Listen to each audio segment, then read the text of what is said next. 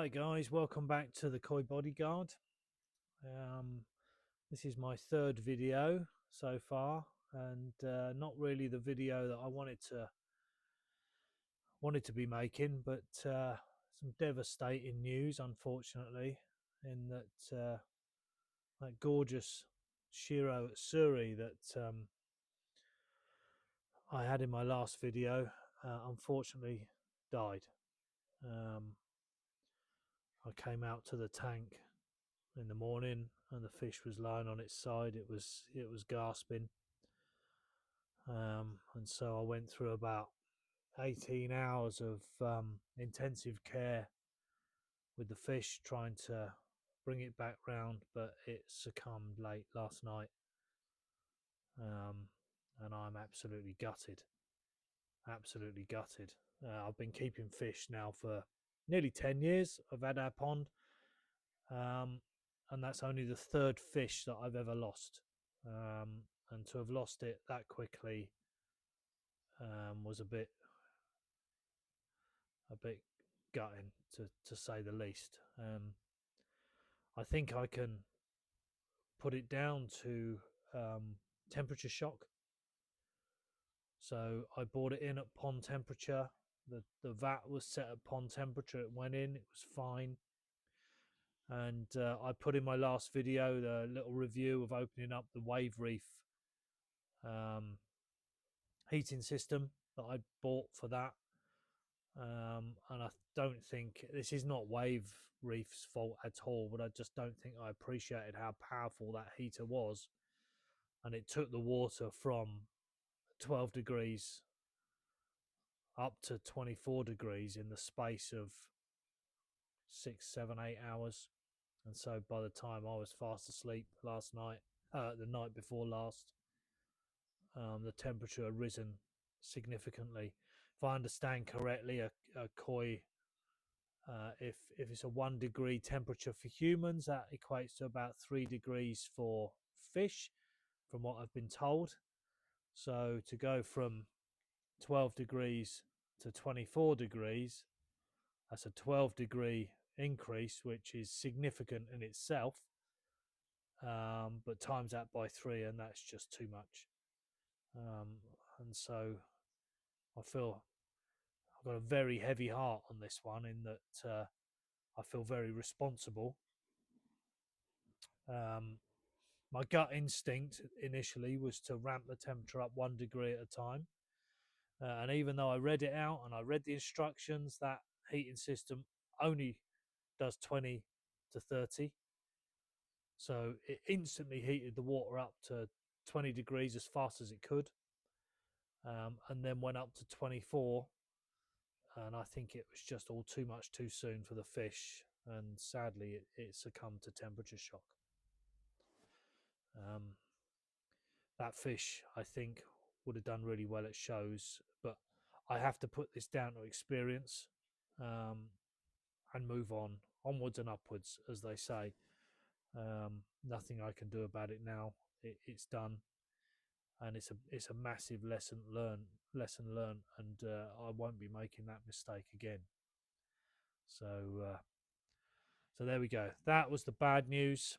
I have still got in the house 2 aquariums with very small koi in that are at temperature, up at temperature 24 degrees, and they are still obviously feeding like there's no tomorrow.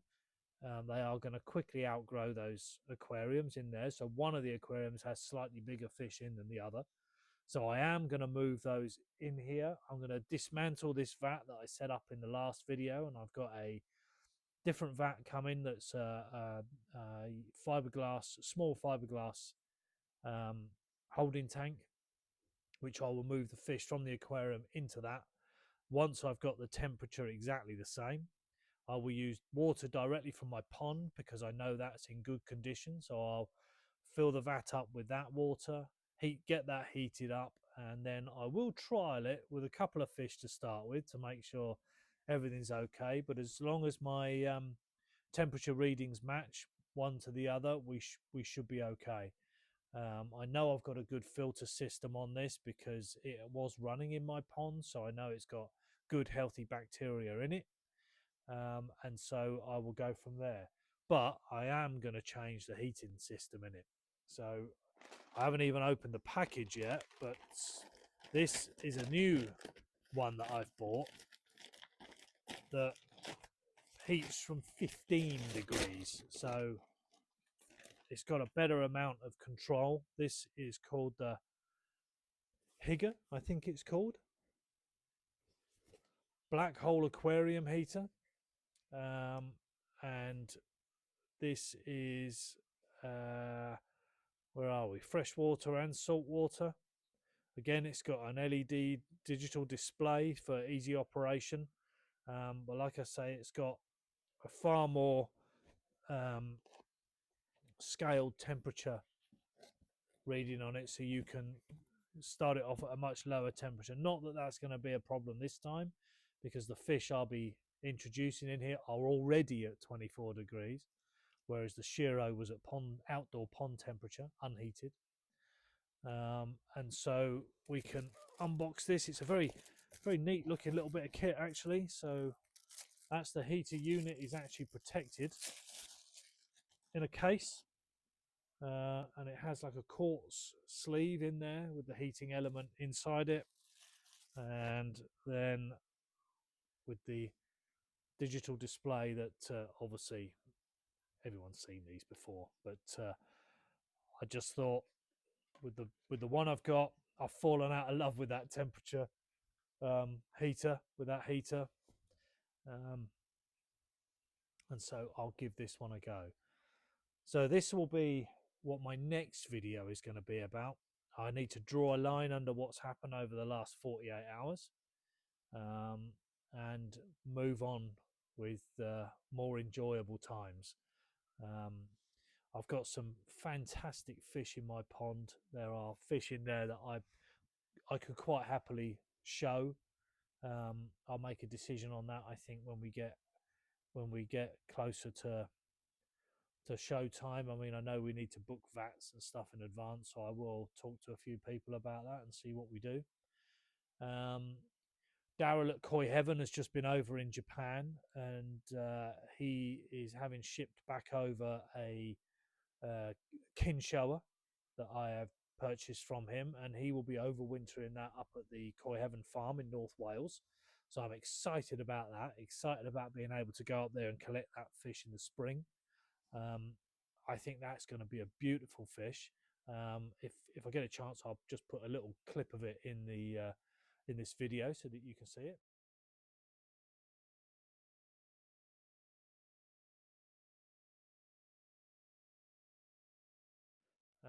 So I'm really pleased about that. That's going to be exciting.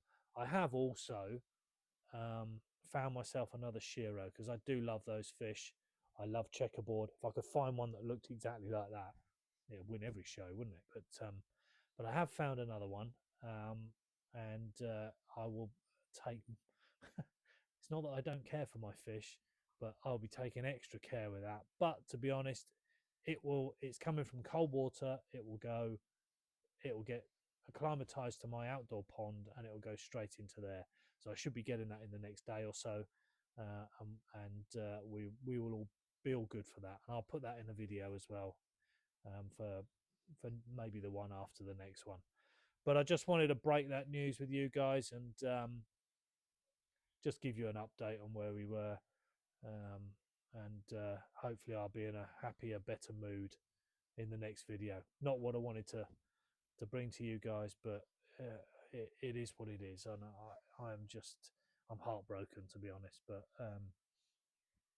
there's nothing I can do now. So it's experience. If that helps anybody else who's thinking of wintering a fish and upping the heat and what have you, just take extra precautions, get extra advice. I always talk to Steve at Koi Services, Perky. He was moving house over the last few days, and so I didn't want to disturb him, and clearly I should have done. I spoke to him on the night I was having problems with the fish, and he was incredibly helpful. Um, but there was not a lot more I could do other than cross my fingers and hope that the fish pulled through. Sadly, it didn't, and that's where we are. So anyway, look, I appreciate. Hey, I've noticed I've had lots of subscribers, lots of people I know, some people I don't know. I appreciate every single one of you. Thank you so much for joining my channel. I'm sorry it started off now on my third video with such a negative problem, but it's only going to get better, I promise. Um, I've got lots of exciting things that I want to do, and I'll be bringing that to you in future videos. So if anyone who's watching hasn't, please share, subscribe, like, and I would really appreciate that. It'll really help my channel. And I will see you all on the next one. So from from the Koi Bodyguard, take care, everybody. See you on the next video.